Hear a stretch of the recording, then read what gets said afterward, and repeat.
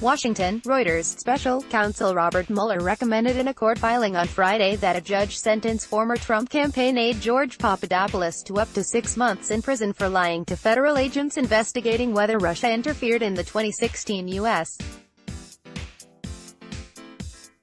presidential election. Papadopoulos pleaded guilty in October to lying to FBI agents and is scheduled to be sentenced on Sept. 7. According to Mueller's sentencing memorandum to the judge, Papadopoulos lied about his contacts with people who claimed to have ties to top Russian officials, including his meeting with a professor who said Russia had dirt on Democratic presidential candidate Hillary Clinton.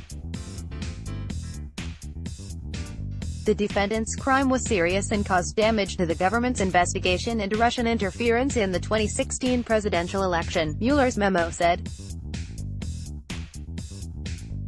The defendant lied in order to conceal his contacts with Russians and Russian intermediaries during the campaign and made his false statements to investigators on January 27, 2017, early in the investigation, when key investigative decisions, including who to interview and when, were being made, Mueller said. Mueller said the government believed a sentence of up to 6 months in prison was appropriate and warranted, along with a fine of $9,500. Papadopoulos unwittingly played a key role in triggering the FBI investigation into possible collusion between Trump's campaign and Russia, which the president repeatedly has denounced as a witch hunt. While drinking at a London bar in May 2016, he told the Australian ambassador to Great Britain that the Russians had hacked thousands of emails that could damage Clinton's presidential campaign.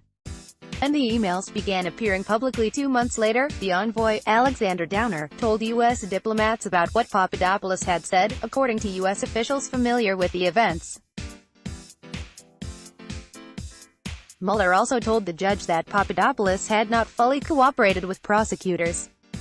The defendant did not provide substantial assistance, and much of the information provided came only after the government confronted him with his own emails, text messages, internet search history and other information it obtained via search warrants and subpoenas, Mueller wrote.